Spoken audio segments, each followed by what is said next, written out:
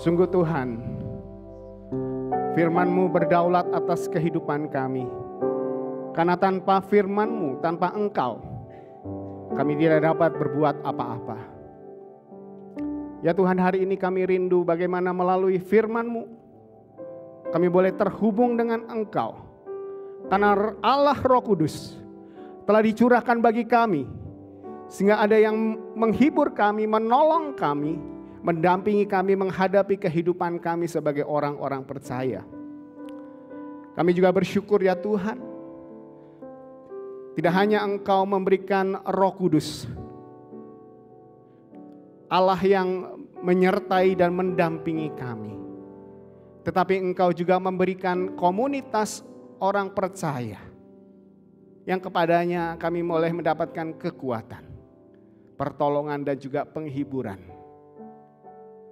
mendampingi kami melewati perjalanan sebagai murid-murid Kristus.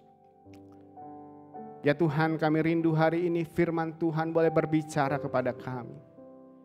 Kami rindu Allah Roh Kudus berkata-kata kepada kami. Pakailah mulut hamba-Mu yang terbatas ini menjadi berkat bagi umat-Mu sekalian. Siapkan hati umat-Mu ya Tuhan menjadi tanah yang subur, yang siap menerima benih firman Tuhan. Dalam Kristus Yesus kami bersyukur dan kami berdoa.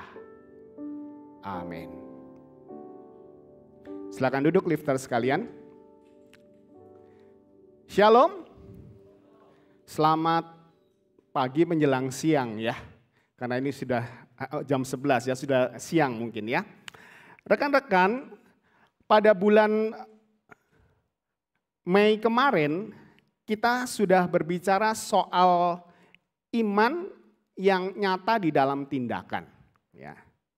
Iman yang nyata di dalam tindakan, dalam khotbah-khotbah yang kita dengarkan di dalam bulan Mei, ya, kita bisa melihat bagaimana kita berfokus pada pertumbuhan rohani kita secara pribadi. Kalau di dalam Prosata tahun ini kita sedang mengambil tema going deep. Ya.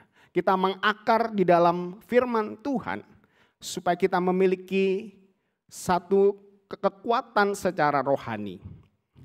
Dan rekan-rekan sekalian, di bulan Juni ini ya, kita akan berbicara soal komunitas. Kita mau melihat bagaimana kita boleh hidup saling terhubung dengan satu dengan yang lainnya, hidup bersama sebagai satu gereja. Kita mau growing in unity. Ya. Kita mau tumbuh bersama di dalam kesatuan. Dan bukan kebetulan bahwa bulan ini adalah bulan yang memperingati ulang tahun GKI Anugerah. Nanti akan saya bicarakan lebih lanjut. Minggu yang lalu kita sudah mendengar Semu Lili mengajak kita untuk merayakan perbedaan-perbedaan yang ada. Keberagaman karunia yang Tuhan berikan. Sehingga kita boleh menjalin kekuatan. Justru di dalam perbedaan itulah kita boleh menjadi kuat. Dan sebagai tubuh Kristus pastinya kita berbeda-beda. Karena kita mempunyai fungsi, kita mempunyai tugas yang berbeda-beda. Namun kita memiliki satu kepala yang sama, yaitu Tuhan Yesus. Dan tanpa Yesus sebagai kepala gereja, kita tidak dapat melakukan apa-apa, kita mati. Kalau kepala ya, kalau seseorang kepalanya dipotong gitu ya, dipenggal, maka seluruh tubuhnya tidak berfungsi apa-apa. Ya. Manusia tidak bisa hidup tanpa kepala. Gereja Tuhan tidak bisa hidup tanpa Kristus. Ketika Kristus dilepaskan dari gereja, tempat itu hanya menjadi perkumpulan sosial dan bukan menjadi gereja Tuhan, bukan menjadi tubuh Kristus. Rekan-rekan, hari ini kita mau belajar tema yang lain, yaitu Rooted and Growing, Build a Spiritual Family. Kita berakar dan bertumbuh untuk membangun sebuah keluarga secara rohani. Dan yang menjadi dasar perenungan kita hari ini, kita mengambil 2 bagian firman Tuhan, yaitu dari Yohanes, pasalnya yang ke-15, ayat yang ke-4 sampai ayat yang ke-5, kemudian Mazmur 92, ayat 13 sampai ayat 15. Mari kita baca bersama-sama bagian ini, ada di LED di belakang ya, ada di layar di belakang. Saya akan membacakan Yohanes pasal 15 ayat 4 sampai ayatnya yang ke-5. Demikianlah firman Tuhan, tinggallah di dalam aku dan aku di dalam kamu. Sama seperti ranting tidak dapat berbuah dari dirinya sendiri kalau ia tidak tinggal pada pokok anggur. Demikian juga kamu tidak berbuah jikalau kamu tidak tinggal di dalam aku. Ayat 5. Akulah pokok anggur dan kamulah ranting-rantingnya. Barang siapa tinggal di dalam aku dan aku di dalam dia, ia berbuah banyak. Sebab di luar aku, kamu tidak dapat berbuat apa-apa. Berikutnya mari kita baca Mazmur 92 ayat 13 sampai 15. Ayat 13, kaum pria bersama dengan saya membacakan bagian ini. Ayat 14, kaum wanita. Ayat 15 kita baca bersama-sama. Mari kita baca Mazmur 92 ayat 13 sampai 15. 2, 3. Orang benar akan bertunas seperti pohon korma, akan tumbuh subur seperti pohon aras di Lebanon. Mereka yang, silakan ibu-ibu.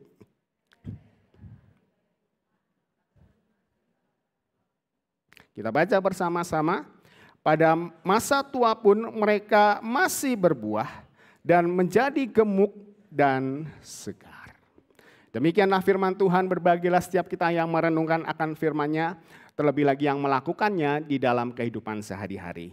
Rekan-rekan, ada yang tahu ini peta apa? Ada yang tahu nggak peta apa ini? Bisa mengira-ngira, pakai Google Lens gitu ya, dilihat. Ada yang tahu peta apa ini? Hah? Arab. Agak jauh ya Arab ya. Ada yang tahu nggak? Hah? Saya dengar di sana ya. Betul, ini adalah benua Amerika. Katanya di abad 16 benua Amerika ditemukan oleh Columbus. Ya, bukan ditemukan sih ya. Columbus jalan-jalan sampai ke Amerika, begitu ya, dan mengumumkan ke orang Eropa, ini ada benua yang belum pernah kita jelajahi sebelumnya. Ya. Dan sejak saat itu, ya, Amerika, ya, itu menjadi apa yang disebut dengan Land of Dreams, tanah penuh dengan impian. Sampai-sampai ada istilah American Dream. Ya. Ini membuat banyak orang berbondong-bondong untuk datang ke Amerika. Ya. Imigran dari berbagai tempat itu datang ke Amerika. Ya. Mereka mengadu nasib di Eropa itu sudah sumpek mungkin ya. Kota-kotanya padat, makanya mereka pindah ke Amerika. Ya. Kemudian itu di sekitar abad 16, abad 19, kemudian di abad 9, akhir abad 19, abad 20 orang Asia pun mulai berdatangan ke Amerika. Yang menarik rekan-rekan sekalian, ya, ketika mereka datang ke Amerika, mereka juga membawa tanaman dari negara asal mereka.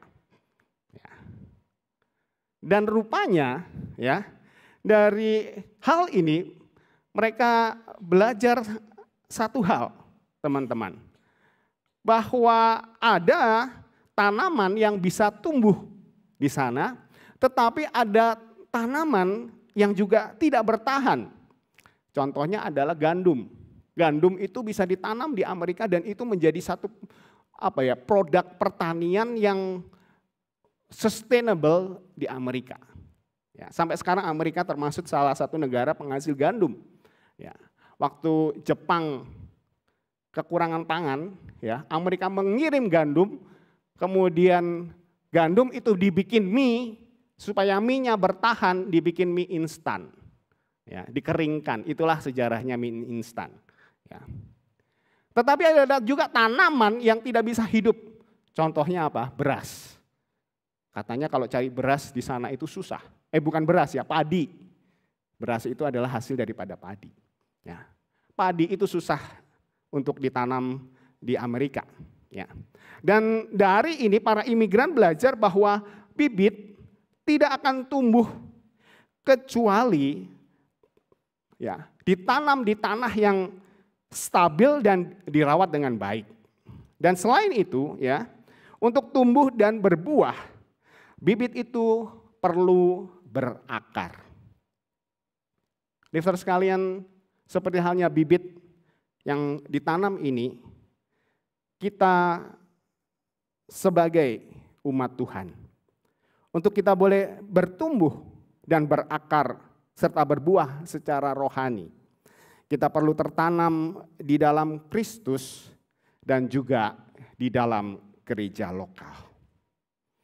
Yang menjadi pertanyaannya adalah bagaimana agar kita bisa tertanam di dalam Kristus dan juga di gereja lokal. Dari bagian firman Tuhan yang kita baca tadi, paling tidak ada beberapa hal yang kita bisa pelajari bagaimana kita bisa tertanam ya kepada Kristus dan di gereja lokal. Yang pertama kita itu ya tertanam ketika kita tinggal di dalam Kristus dan tertanam di gereja lokal. Kalau kita lihat di ayatnya yang keempat, rekan-rekan sekalian, di situ ada kata yang beberapa kali disebutkan, yang sering kali muncul di ayat 4 dan ayat 5. Kata apa itu? Sudah saya bold ya, kata tinggal. Kata tinggal di ayat 4 itu ada 3 kali disebut. Di ayatnya yang kelima itu ada 1 kali. Ya, jadi 4 kali disebut. Ya.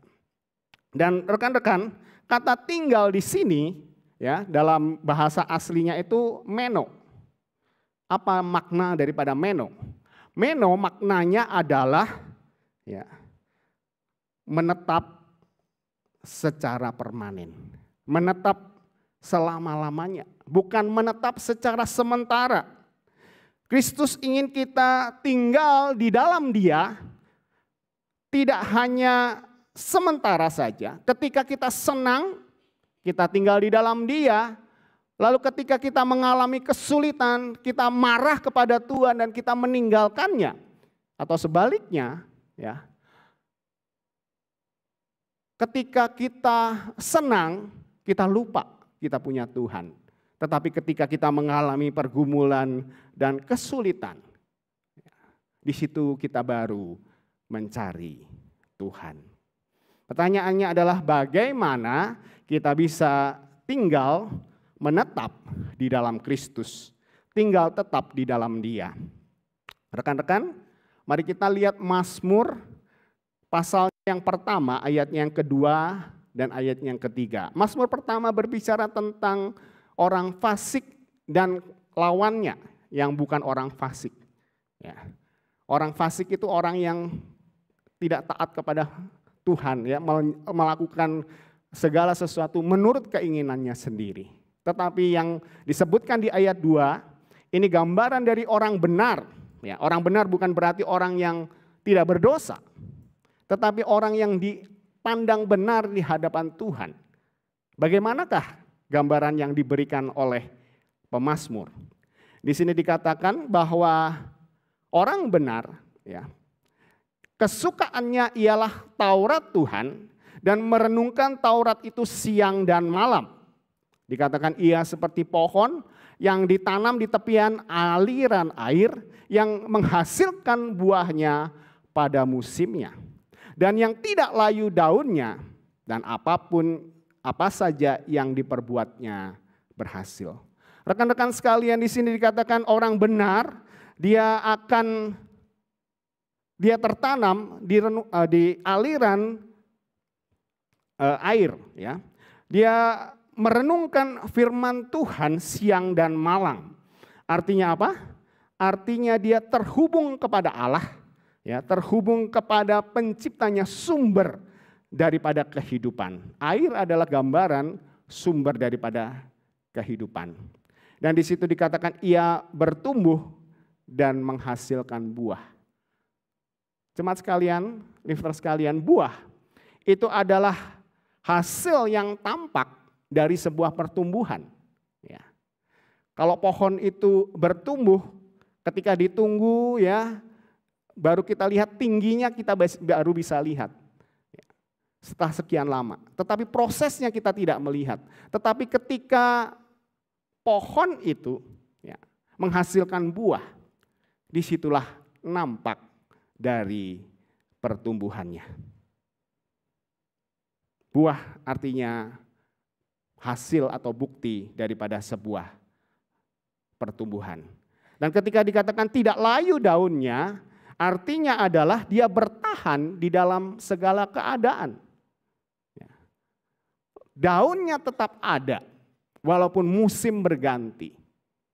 Karena apa? Karena dia tertanam, karena dia melekat kepada sumber kehidupan. Dan di sini dikatakan apa saja yang diperbuat selalu berhasil.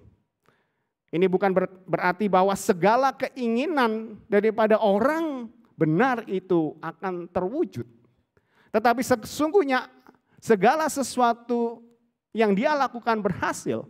Karena apapun yang dia lakukan, dia mencari apa yang menjadi kehendak Tuhan di dalam hidupnya. Lagu yang kita pujikan tadi, firman Tuhan berdaulat atas kehidupan kita. Orang benar, firman Tuhan berdaulat atas hidupnya. Dia terus mencari apa yang menjadi kehendak Allah, dan ketika dia melakukan kehendak Allah, Tuhan melihat apa yang dilakukannya, dan apapun yang dilakukan Tuhan berkati dan itu menjadi berhasil. Maknanya tinggal di dalam Kristus, rekan-rekan sekalian, sesungguhnya kita tinggal di dalam firman Tuhan. Orang yang tinggal di dalam firman Tuhan, dia akan merenungkan firman Tuhan siang dan malam.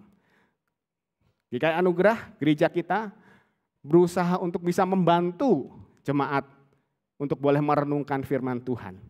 Ada buku renungan harian yang teman-teman bisa terima. Ada yang tertulis, ada yang bentuk PDF, bisa dibaca di handphone. Ada yang Spotify, Audible. Teman-teman kalau nggak ada waktu sambil dengar di kendaraan juga bisa. Ini semua ingin membantu rekan-rekan untuk boleh belajar akan firman-Nya. Dan dengan kita belajar akan firman Tuhan, kita tahu apa yang Tuhan kehendaki dalam kehidupan kita. Dan ketika kita belajar firman Tuhan, ada buah yang dihasilkan. Apa itu? Ada perubahan di dalam kehidupan kita. Inilah caranya bagaimana kita tinggal di dalam Dia, di dalam Kristus. Kita tinggal di dalam firman-Nya. Lalu hal yang kedua, bagaimana kita bisa tinggal di dalam Kristus. Di ayatnya yang ke-13 dan 14, Mazmur 92. Ini juga adalah gambaran tentang orang benar yang digambarkan seperti pohon yang subur. Di sini dikatakan seperti pohon kurma yang sedang bertunas, ya. Seperti pohon aras Libanon. Dan dikatakan di sini mereka pohon ini tertanam di bait Tuhan. Bait Tuhan itu adalah rumah Tuhan yang sekarang bisa kita representasikan dengan gereja Tuhan. Gereja Tuhan adalah rumah yang Tuhan berikan kepada kita sebagai keluarga rohani. Jadi rekan-rekan sekalian, ketika kita dikatakan tinggal di dalam Kristus, ini juga artinya kita tertanam di dalam gereja lokal. Pertanyaannya adalah mengapa kita harus tertanam di gereja lokal? Karena sesungguhnya firman yang sudah kita pelajari tadi, yang sudah kita renungkan tadi, bagaimana kita mempraktekkannya di dalam komunitas gereja Tuhan. Disitulah kita bisa mempraktekkannya. Kita mempraktekkan firman yang kita pelajari. Kita mempraktekkan persekutuan yang diminta, yang diajarkan oleh firman Tuhan. Dan disitulah kita belajar untuk saling mengasihi dan saling menguatkan. Bulan yang lalu ketika saya berkhotbah, saya sempat men-sharingkan ya, bagaimana saya diberi kesempatan untuk tinggal setahun di Taiwan. Ya. Dan ketika tinggal di sana saya mengamati ada satu hal yang menurut saya menarik rekan-rekan sekalian, lifter sekalian, yaitu tentang pohon di Taiwan. Ya. Saya nggak melihat pohon seperti ini yang ada di Indonesia. Ya. Pohon yang gimana teman-teman? Ya, pohon yang demikian. Ya. Pohonnya gede-gede, tapi ada tiang ya, yang menahannya. Dan yang menarik lagi, bahkan pohon yang segede ini pun harus ditanam, harus ditahan dengan tiang. Saya coba mikir ya, kenapa ya kok pohon di sana itu hampir semua ya, itu modelnya sama. Ya, kayak begini, selalu ada tiang yang menyanggah. Setelah saya lihat-lihat, saya pelajari, oh saya baru tahu. Teman-teman, ya, di Taiwan itu banyak taman-taman kota. Ya, salah satu yang paling besar itu namanya Taan Park, ya, semacam botanical garden gitu ya, kebun raya kalau di Bogor gitu ya. Nah, di sana ya pohon-pohon besar itu ditanam ya. Dan setelah pohon itu agak cukup besar, kemudian dengan sebuah alat seperti ini nih ya. Pohon itu diambil dari akar-akarnya dan kemudian dipindahkan dan ditanam di pinggiran jalan. Kita lihat ya, yang ini kan di pinggiran jalan ya. Nah, supaya mudah untuk dipindahkan, akarnya boleh dalam enggak? Akarnya boleh dalam? Enggak bisa dalam, ya. Akarnya secukupnya. Makanya, ya, pohon itu harus ditopang dengan besi, dengan tiang yang lain. Dan apa akibatnya teman-teman? Ya, ketika ada topan di Taiwan itu banyak typhoon. Ya, ini yang terjadi. Pohonnya tumbang. Dan rekan-rekan lihat akarnya dalam enggak? Akarnya tidak dalam. Rekan-rekan sekalian, inilah gambaran bagi setiap kita. Kalau kita tidak tertanam di dalam Tuhan dan akar kita tidak mendalam, kita menjadi lemah. Kita tidak tahan menghadapi pencobaan, menghadapi kesulitan yang sedang kita hadapi. Ketika pergumulan datang, kita tumbang satu dengan yang lainnya. Kita meninggalkan Tuhan karena kita merasa Tuhan tidak bersama dengan kita. Namun ketika kita berakar di dalam Tuhan, kita tinggal di dalam Dia, maka kita akan menjadi kuat.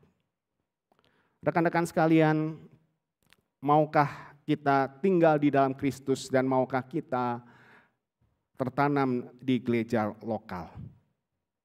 Dengan kita tinggal di dalam firman, ketika kesulitan terjadi, kita boleh dikuatkan oleh firman yang sudah kita pelajari. Dan ketika kita tertanam di gereja lokal, ketika kita memiliki pergumulan, ketika kita menghadapi kesulitan, kita memiliki rekan-rekan kita, komunitas kita yang boleh mendoakan kita, menopang kita, menguatkan kita.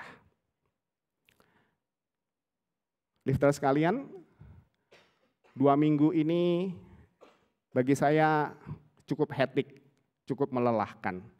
Banyak tugas, banyak pelayanan, banyak hal yang harus saya hadapi. Ya. Ada beberapa hal yang membuat saya khawatir, ya, apakah semua akan berjalan dengan baik.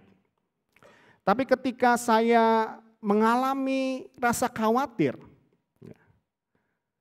Dalam renungan pagi ya, hari itu hari Selasa kemarin, Tuhan mengingatkan saya kepada satu ayat 1 Petrus 5 ayat 7. Di situ dikatakan, serahkanlah segala kekhawatiranmu, karena Ia yang memelihara kamu. Ya.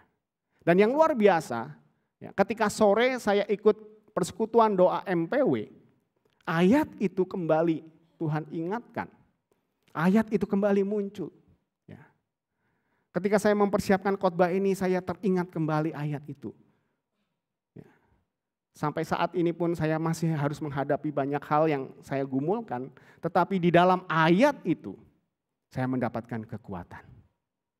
Saya tidak khawatir, karena ada Allah yang memelihara saya. Oleh karena apa? Oleh karena ada firman yang Tuhan tanamkan di dalam hati saya. Maukah rekan-rekan juga mengalami hal yang sama? Belajarlah akan firman-Nya. Dan rekan-rekan sekalian, mungkin Pendeta Roni sudah membagikan hal ini kepada rekan-rekan bahwa selama kurang lebih 1 tahun ini saya, Penatua Hendrikus dan Pendeta Roni berusaha untuk boleh berjalan bersama-sama memikirkan pelayanan yang ada di GKI Anugerah. Kami berusaha setiap minggu, ya minimal, maksudnya gini, kami berusaha paling tidak setiap minggu kami bisa bertemu 1 kali. Ya. Kami biasanya menetapkan hari Kamis untuk kita boleh bertemu, kita mendiskusikan tentang perkembangan dan pergumulan gereja. Ya. Dan kemudian kami saling mendoakan satu dengan yang lainnya. Kami punya WA group yang isinya cuma 3 orang. Ya, WA group isinya cuma 3 orang. Dan WA group ini kita berdiskusi gitu ya. Kalau kita nggak bisa ketemu, kita diskusi lewat WA group bagaimana kita hadapi hal-hal yang berkaitan dengan pelayanan gereja. Namun belakangan ini rekan-rekan, ya kami tambah 1 WA group lagi. 3 orang tapi WA grupnya 2. Ya. WA grupnya apa? WA grup yang pertama kita hanya bicara soal pelayanan gereja. Tetapi di WA grup yang kedua kita belajar untuk boleh saling mendoakan. Kita men-sharingkan pergumulan pribadi bukan sekedar apa yang menjadi pergumulan gereja, dan di situ kami saling mendoakan. Dan di situ saya belajar ternyata di tengah-tengah pergumulan saya, sesungguhnya rekan-rekan yang lain, Penatua Hendrikus, Pendeta Roni juga mengalami pergumulan yang sama. Bahkan pergumulan mereka mungkin lebih sulit. Ya, pergumulan saya tidak ada apa-apanya dibandingkan dengan pergumulan mereka. Kalau teman-teman tahu, ya, Penatua Hendrikus ya, sekarang ini sedang sibuk melayani beberapa tim dari Covenant ya, gereja rekanan kita yang melakukan mission trip di Kota Bandung. Tetapi di tengah-tengah dia mendampingi itu, ya, mamanya terkena stroke dan harus masuk ke dalam ICU hampir 1 minggu. Dan Sabtu kemarin mamanya Tuhan panggil pulang. Di tengah-tengah kegalauan itu, ya, harusnya hari ini beliau juga khotbah di GCC. Saya hari ini khotbah di sini, ya, mungkin tidak seperti beliau bergumul harus menyiapkan khotbah di GCC, tetapi bersyukur ada rekan yang bisa menggantikan. Ya. Di sini saya belajar dengan adanya komunitas. Ya. Tidak hanya kami belajar firman, ya, kami hamba Tuhan sudah banyak belajar firman di sekolah teologi, tetapi di dalam komunitas ini kami belajar saling berbagi. Saya rindu juga teman-teman juga memiliki tempat-tempat di mana teman-teman boleh mengalami, ya, penguatan, mengalami bagaimana tempat teman-teman boleh berbagi, ya, mempraktekkan firman yang sudah kita pelajari bersama-sama. Dan rekan-rekan sekalian, bagaimana selanjutnya kita bisa menjadi, ya, tertanam di dalam Kristus dan juga di gereja lokal. Yang kedua adalah kita berkomitmen bertumbuh dan menghasilkan buah. Di ayat yang kelima di situ dikatakan ya, akulah pokok anggur dan kamulah ranting-rantingnya. Barang siapa tinggal di dalam aku dan aku di dalam dia, ia berbuat banyak. Sebab di luar aku kamu tidak dapat berbuat apa-apa. Selain kata tinggal, rekan-rekan, ada kata lain yang diulang berkali-kali di ayatnya yang keempat dan kelima ini, yaitu kata berbuah.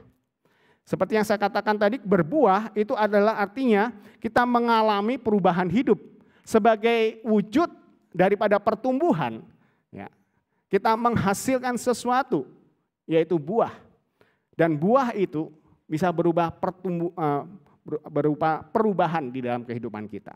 Tetapi di sisi yang lain, buah itu juga bisa berarti kita menghasilkan jiwa-jiwa baru. Kita membawa orang-orang kepada Kristus, itulah buah. Dan di ayatnya yang ke-15 di pasal 92 dari Mazmur, di situ dikatakan pada masa tua pun, ya ini pohon korma dan pohon Lebanon tadi ya. Di situ dikatakan mereka masih berbuah dan menjadi gemuk dan segar. Saya tertarik pada kata masa tua. Artinya dari muda itu menjadi tua. Artinya apa? Artinya mereka ya walaupun sudah tua masih menghasilkan buah, ada satu konsistensi di dalamnya. Ya. Ada konsistensi bahwa tanaman itu sekalipun sudah tua dia menghasilkan buah. Dan di sini untuk sebuah konsistensi bukankah perlu komitmen? Dan di dalam komitmen itulah kita boleh bertumbuh dan menghasilkan buah.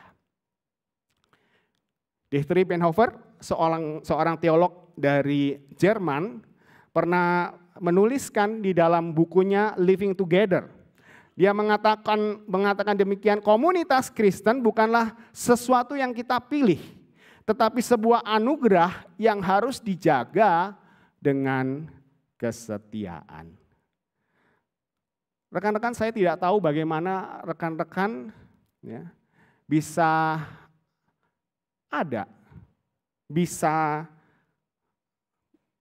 beribadah atau berkomunitas di GKI Anugerah. Tetapi bagaimanapun Anda berada di sini, ya, itu adalah cara Tuhan menempatkan saudara. Allah lah yang menempatkan saudara di tempat ini. Dan penempatan itu ya, sesungguhnya merupakan anugerah Allah. Di sini dikatakan ya, komunitas Kristen bukanlah yang kita pilih. Itu sebuah anugerah. Allah yang memberikan komunitas itu kepada kita. Dan di situ dikatakan komunitas itu harus dijaga dengan setia. Untuk dijaga dengan setia artinya kita perlu komitmen di dalamnya. Kalau saya boleh men-sharingkan kembali pengalaman saya, rekan-rekan saya tidak pernah berpikir bahwa saya akan melayani di GKI Anugerah. Ketika saya masih studi di sekolah Alkitab di Saat, ya, ada satu rekan dari gereja lain begitu ya, yang mengatakan gereja kami mau undang kamu untuk boleh melayani di sana. Tetapi rupanya ketika saya praktek 1 tahun di tengah, boleh dibilang hutan lah ya, enggak, desa kecil di Kalimantan. Tiba-tiba Musa Hendri menelpon saya. Ya, Musa Hendri tanya, maukah kamu pelayanan di GKI Anugerah? Ya, saya bilang, Musa saya doakan dulu, nanti saya kasih jawaban. Ya. Dan kemudian setelah saya doakan, waktu itu Pak Kurdi dan Pak Hendrikus ya sempat ke Kalimantan untuk melihat saya, gitu ya. Dia pikir dia akan bertemu dengan seseorang yang tinggi besar, begitu ya. Soalnya koko saya dulu pernah pelayanan di sini, dia tinggi besar, tingginya 180 cm, ya. Ternyata dia cari-cari waktu ketemuan di hotel, nggak ada orang tinggi, yang adanya orang seukuran saya. Dan akhirnya saya ada di GKI Anugerah. Dan tahun ini adalah tahun ke-18 saya ada di GKI Anugerah. Saya tidak memilih GKI Anugerah, tetapi Tuhan yang menempatkan saya. Sebagai hamba Tuhan, saya harus mengakui ya, pergumulan di GKI Anugerah tidak mudah. Ada sempat terbersit apakah Tuhan mengizinkan saya untuk pindah melayani tempat lain. Tetapi saya selalu berkata, tiang awan dan tiang api saya hanya naik turun tapi nggak pernah geser. Ya. Berapa banyak rekan-rekan hamba Tuhan yang sudah meninggalkan GKI Anugerah. Tetapi Tuhan bilang, kamu harus tinggal di tempat ini. Karena Tuhan yang menempatkan saya. Dan saya pun berkomitmen di tempat ini.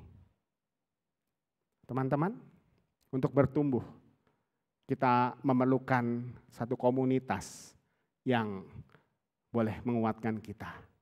Dan itu adalah gereja yang Tuhan berikan kepada kita. Di GKI Anugerah kita punya apa yang disebut dengan komit. Ya, pencetusnya ada di sini ya, Saudara Liling ya, saya ingat. Tahun 2013 ya kalau nggak salah ya. Sudah lama ini, sudah hampir 12 tahun. Ini singkatannya keren loh ya. Komunitas otentik murid Kristus. Disingkat apa? Komit. Artinya apa? Untuk berkomunitas, untuk menjadi satu kelompok ya, yang bertumbuh, kita perlu komitmen. Namanya bagus, jangan diganti-ganti ya. Karena apa? Yang salah bukan namanya, tetapi yang salah adalah cara kita melakukan prosesnya. Proses pemuritan itu berjalan dengan efektif jika kita ada di dalam kelompok kecil. Tetapi jika kelompok kecil itu hanya menjadi sekedar tempat bertemu, ya, ajang gosip gitu ya, menjadi eksklusif, tidak menghasilkan buah, ya, itu artinya belum menjadi kelompok kecil yang memuridkan. Kelompok kecil yang memuridkan, dia akan menghasilkan buah. Dia akan memultiplikasi. Ya. Kalau tidak berbuah, Yohanes 15 bilang apa?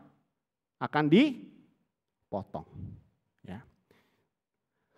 Gereja rekanan saya belajar dari gereja rekanan ya kita yang juga menjalankan kelompok kecil. Ya.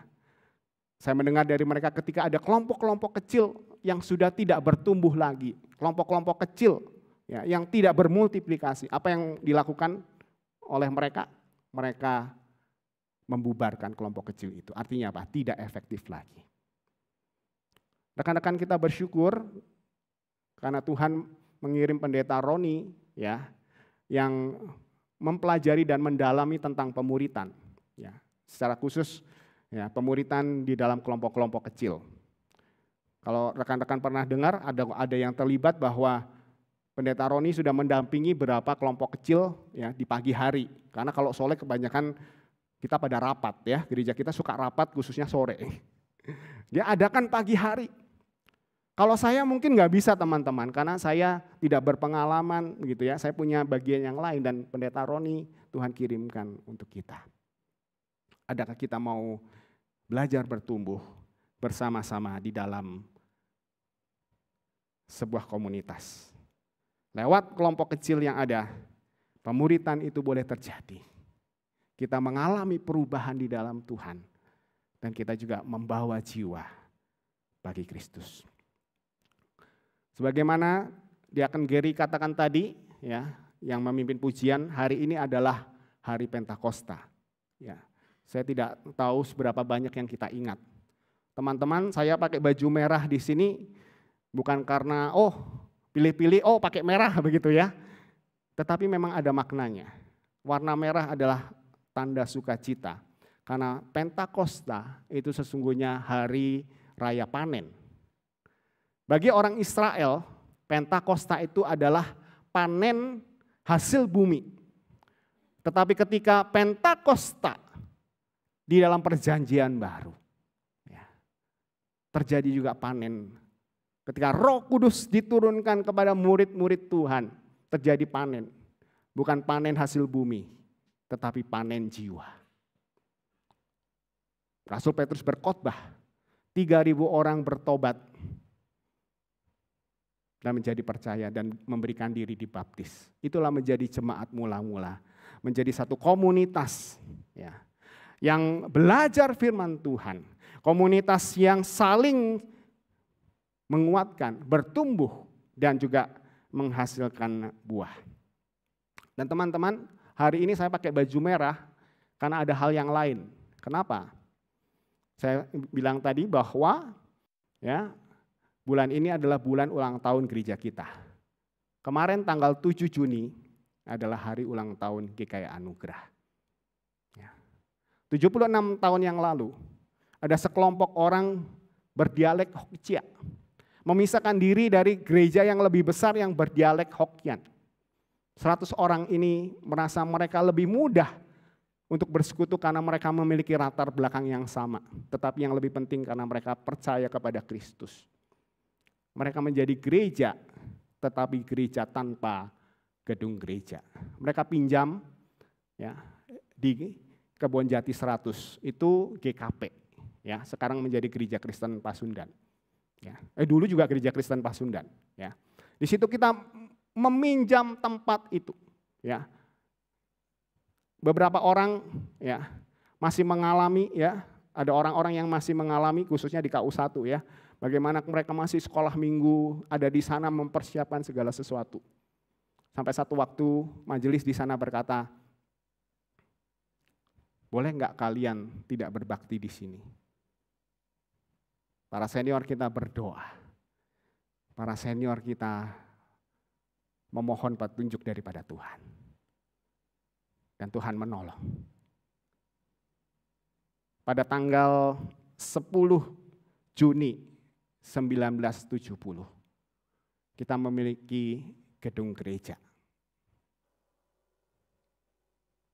Gedung gereja waktu itu masih di dalam gang Irsat nomor 5. Kalau nomor 11 itu pastori saya. Ya. Ini gang Irsat nomor 5. Dan dari jemaat yang berpindah-pindah, pinjam gedung orang, kita memiliki gereja yang memiliki gedung sendiri. Dan kemudian Tuhan memberkati GKI Anugerah, Tuhan mengutus Pendeta Henry Efrin. Dan pada tanggal 8 Agustus 2002, ya, gereja yang alamatnya dulu di Irsat, Gang Irsat nomor 5, berubah alamat menjadi Jalan Jenderal Sudirman 193-197. Menjadi gedung gereja yang lebih luas. Dan Tuhan memberkati anugerah. Sungguh-sungguh anugerah mengalami berbagai anugerah Tuhan. Sehingga kita memiliki gedung gereja seperti saat ini. Yang rekan-rekan boleh nikmati fasilitasnya baik. Rekan-rekan gak kepanasan kan ya di sini. Saya pakai jas, saya gak kepanasan karena AC-nya kuat. Itu semua adalah anugerah Tuhan. Rekan-rekan, Tuhan memberkati anugerah dengan gedung yang begitu luar biasa. Sekian lama mungkin Tuhan mempercayakan kita untuk membangun gedung. So, what next? Bukankah seharusnya kita membangun umat Tuhan? Bukankah seharusnya kita menjadi satu komunitas gereja Tuhan? Suatu keluarga rohani yang saling mengasihi dan saling menguatkan.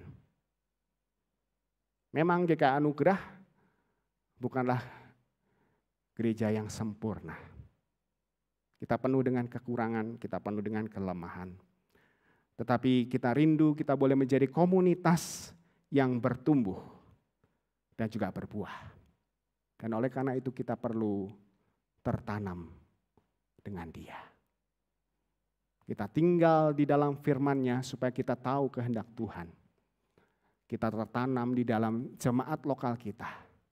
Supaya kita boleh mempraktekkan firman yang Tuhan sudah percayakan. Maukah kita tinggal di dalam Dia? Maukah kita tertanam di gereja Tuhan? Terhubung kepada Kristus. Mari kita berdoa.